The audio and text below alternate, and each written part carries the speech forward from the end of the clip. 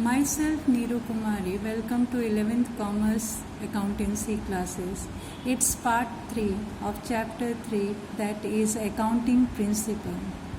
Today we discuss about the topic that is accounting conventions. In previous video we already discussed about the other type of accounting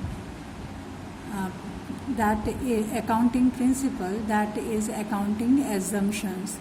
But in this video we discuss about the accounting conventions. The first convention is the convention of full disclosure. According to this convention, sufficient information must be provided to the user of the financial statement.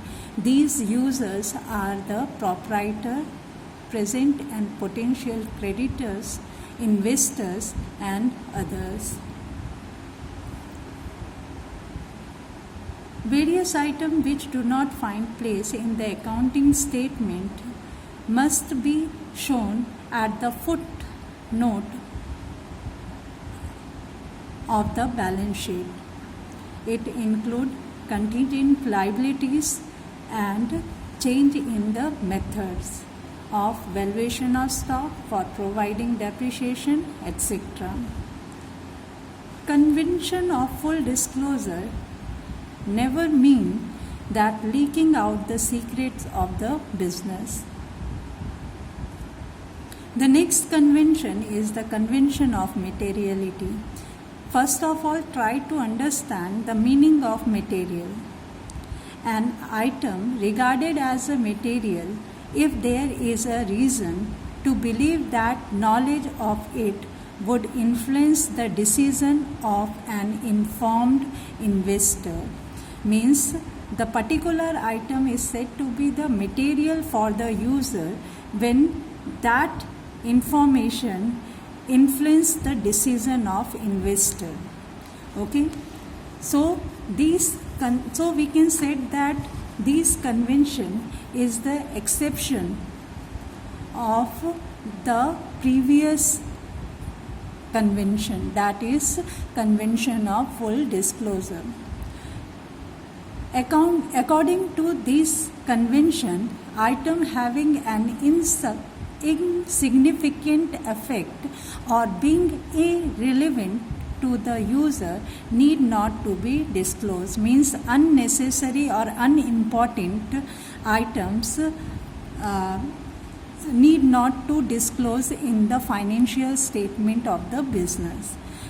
Where these unimportant items shown, so these unimportant items are either left out or merged with the other items. Otherwise, accounting statement will be unnecessarily overburdened. The next convention and the next convention is the convention of conservatism or prudence. According to this convention, all the anticipated losses should be recorded in the book of account, but all anticipated or unrealized gain should be ignored. Means we only record the anticipated loss that is related to the future. Okay, but we completely ignore the gain related to the future, anticipated gain related to the future. This is the policy of playing safe. Means by doing this, businessmen try to reduce the risk, future risk related to the business. Following are the example of the application of this principle. First, closing stock is always shown at the price whichever is less. It may be cost price or realized value. And second, provision for doubtful debt is created in the anticipation of actual bad debt. That's all for today. Have a nice day.